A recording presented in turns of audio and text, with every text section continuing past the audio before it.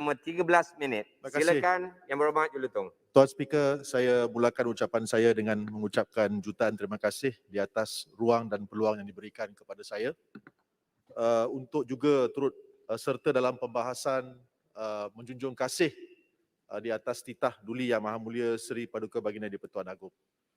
Pertamanya bagi pihak Ahli Parlimen Pembangkang, saya ingin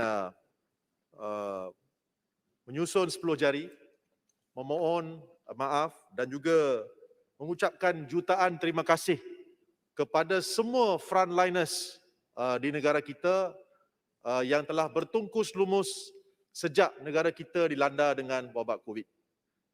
Dan ucapan saya ini dipanjangkan kepada doktor, jururawat, Polis Diraja Malaysia, Bomba, APM, semua sukarelawan. Dan juga semua wakil-wakil rakyat yang telah turun ke kawasan masing-masing, termasuk Tuan Speaker sendiri, untuk menghulurkan bantuan.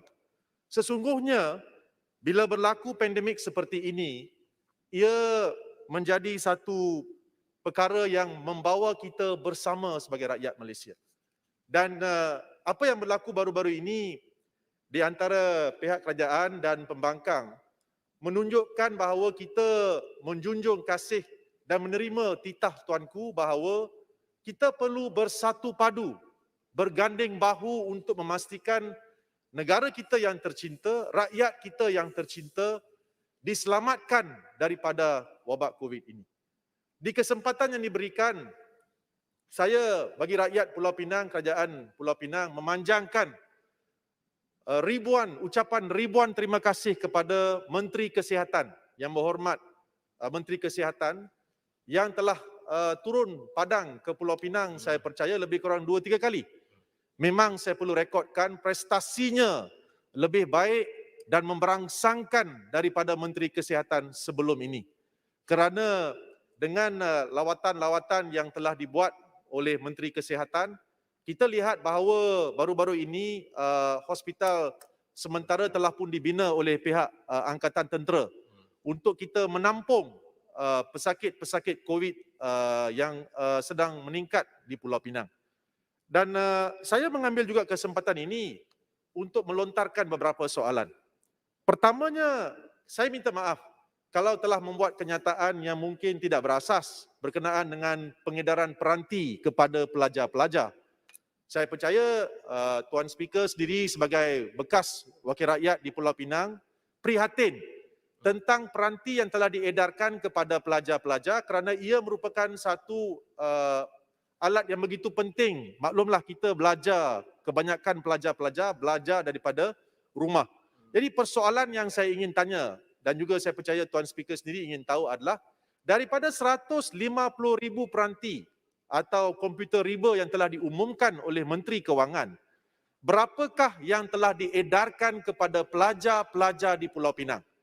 Dan kalau boleh memberikan kepada saya perincian sekolah agama berapa yang dapat, sekolah kebangsaan berapa yang dapat, sekolah jenis Tamil dan Cina berapa yang dapat.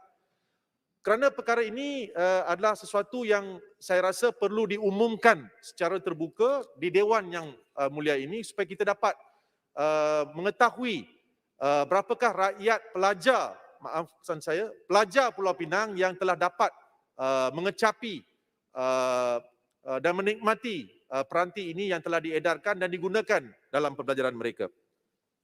Pada masa yang sama, saya ingin tanya kepada Kementerian Pendidikan. Kita dikejutkan dengan berita bahawa kementerian bercadang untuk mengambil tindakan terhadap guru-guru yang enggan mengambil vaksinasi.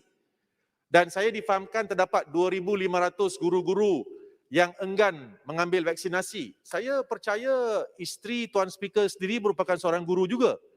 Jadi gesaan saya kepada kerajaan adalah tolonglah jangan ambil tindakan. Kita mengambil cara bermuzakarah, berbincang. Seperti apa yang telah dilakukan oleh Yang Mulia Tengku Mahkota Johor. Di mana beliau telah berbincang dengan guru-guru di Johor Bahru yang enggan mengambil suntikan vaksin dan saya percaya selepas mendapat nasihat dan pandangan daripada beliau, beliau telah berjaya, Yang Mulia Tengku Mahkota Johor telah berjaya meyakinkan guru-guru di Johor untuk melalui proses vaksinasi. Jadi rayuan saya sebagai seorang wakil rakyat ahli pembangkang adalah janganlah ambil apa-apa tindakan terhadap guru-guru yang enggan mengambil vaksinasi. Saya di sini ingin juga membangkitkan satu lagi perkara, Tuan Speaker. Baru-baru ini saya telah mengusulkan kepada Dewan Yang Mulia ini di bawah aturan 18 untuk membincangkan tentang kes arwah adik, di mana usul saya telah pun ditolak oleh Tuan Speaker. Kita tahu bahawa arwah Muhammad Adib Muhammad Kasim telah meninggal dunia pada tahun 2020, maafkan saya, 17 Disember 2018. Dan sehingga sekarang persoalan saya adalah kenapakah tidak ada sebarang tindakan diambil terhadap mana-mana suspek yang terlibat. Saya membawa perkara ini kepada Dewan Yang Mulia ini kerana pada masa yang sama saya ucapkan ribuan terima kasih kepada Kementerian Dalam Negeri yang telah bertindak dengan pantas dalam satu kes yang melibatkan seorang pengawal keselamatan bernama Tawa Sagayam yang berlaku di Ipoh. Tuan Speaker tahu, di mana suspek yang terlibat yang pada asalnya disiasat dan dituduh di bawah Seksyen 326 telah pun kemudian dihadapkan ke mahkamah di bawah pertuduhan di bawah Seksyen 320 iaitu kesalahan membunuh. Polemik yang timbul di luar sana adalah kalau dalam kes Tawa Sagayam kerajaan ini dapat mengambil tindakan dan begitu pantas, kenapakah dalam kes seorang penjawat awam iaitu arwah Muhammad Adib Muhammad Kasim, seorang kaki tangan Jabatan Bomba, sehingga sekarang tidak ada sebarang keputusan, sebarang tindakan diambil terhadap mana-mana suspek. Ketika itu saya masih ingat tahun 2018, Yang Berhormat Pagoh merupakan Menteri Dalam Negeri. Dan sehingga sekarang kita telah tukar, Kementerian Dalam Negeri telah tukar 2 kali, tetapi menteri adalah menteri yang sama, di mana pada bulan Ogos tahun lalu dan bulan Disember tahun lalu, bila saya membangkitkan perkara ini di Dewan Yang Mulia ini, jawapan yang diberikan adalah seramai 12 atau 13 orang suspek akan dituduh di mahkamah untuk kesalahan merusuh. Untuk makluman Tuan Speaker, mungkin Tuan Speaker bukan merupakan seorang peguam, tetapi kesalahan merusuh itu bukanlah kesalahan membunuh. Di sini kita berbincang tentang seorang anggota bomba yang dikatakan telah dibunuh kerana Mahkamah Coroner mendapati bahawa ia bukanlah kematian mengejut. Ia adalah kematian yang boleh diklasifikasikan sebagai kesalahan membunuh di bawah Seksyen 302 Kanun Keseksaan. Maka persoalan saya adalah, kenapakah sehingga sekarang pesalah-pesalah, suspek-suspek yang melakukan perkara ini terhadap arwah Muhammad Adib bin Muhammad Kasim tidak dituduh?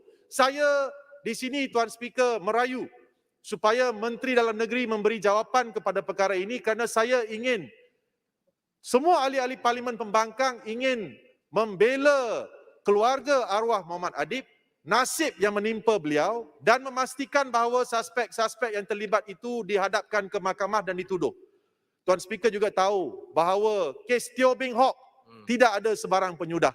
Baru-baru ini juga terdapat kes-kes kematian dalam lokap melibatkan Benedict Tanilas yang mati dalam lokap. Kes melibatkan Vinayagar K. Tin Padi, kematian dalam lokap. Kes-kes kematian dalam lokap juga telah makin meningkat. Bermula daripada kes Kuhen. Kita ingin tahu apakah suspek-suspek yang terlibat. Tak kira siapa mereka. Sama ada mereka adalah suspek-suspek yang bekerja dengan SPRM dalam kes Teo Beng Hock. Suspek-suspek yang bekerja dengan PDRM dalam kes-kes Vinayagar K. Tin Padi, Benedict Tanislas. Ataupun orang awam, suspek-suspek yang terlibat dalam kes kematian arwah Muhammad Adib bin Muhammad Kasim perlu dihadapkan ke mahkamah dan dituduh di mahkamah. Saya mohon jawapan daripada Menteri Dalam Negeri. Saya juga di kesempatan ini ingin tanya kepada Menteri Pengangkutan. Apakah keperluan untuk kita membina sebuah lapangan terbang yang baru di Kulim? Bukankah wang itu boleh digunakan bagi naik taraf lapangan terbang yang sudah pun ada di Kedah? Bukankah wang yang ada boleh digunakan untuk menaik taraf lapangan terbang di bahagian lepas. Tuan Speaker dulu Ahli Dewan Undangan Negeri Pantai Jerjak. So saya di sini ingin tanya Menteri Pengangkutan, adakah tindakan mencadangkan satu lapangan terbang yang baru di Kulim itu adalah tindakan mensabotaj Kerajaan Pulau Pinang? Persoalan pertama saya. Kedua, saya ingin tanya, adakah ini disebabkan Kerajaan Pulau Pinang ini adalah kerajaan pimpinan Pakatan Harapan? Bukankah wang itu boleh digunakan terutamanya masa sekarang? Wang yang boleh digunakan untuk kerja-kerja amal yang lain yang melibatkan pembasmian kemiskinan dan sebagainya, melibatkan rakyat jelata yang menghadapi masalah, macam-macam masalah disebabkan oleh COVID-19. Maklumlah Tuan Speaker, saya tidak mahu mengatakan bahawa lapangan terbang di Kedah itu tak penting. Cuma saya cadangkan bahawa wang yang ada boleh kita jimat dan gunakan untuk menaik taraf lapangan terbang yang sedia ada di Pulau Pinang dan di Kedah, dan bukan merancang lapangan terbang yang baru di Kulim yang dekat sahaja. Tuan Speaker adalah orang Pulau Pinang dahulu. Tuan Speaker tahu daripada Kulim ke Pulau Pinang kita boleh ulang alik dalam masa kurang daripada 45 minit. So apakah keperluan membina satu lapangan terbang yang baru di Kulim? Saya juga di sini mengambil kesempatan untuk bertanya kepada Tuan Speaker. Memang ramai ahli yang telah mencadangkan perkara berkenaan anti lompat parti. Ini adalah topik yang menarik. Saya tidak mahu Tuan Speaker salah faham tentang niat saya, tetapi saya di kesempatan ini juga mengambil peluang ini untuk menjunjung kasih dan mengucapkan terima kasih kepada Duli Yang Maha Mulia Seri Paduka Baginda Yang di-Pertuan Agong kerana beliau dalam kewibawaan beliau telah berjaya mengatasi masalah politik di negara kita yang terumbang-ambing dan kucar-kacir 3 tahun ini. Maklumlah Tuan Speaker, saya akan habiskan. Baik. Dalam 3 tahun kita telah tukar 3 Perdana Menteri. Apakah yang menyebabkan perkara ini? Ialah disebabkan oleh ahli-ahli parlimen yang telah lompat parti.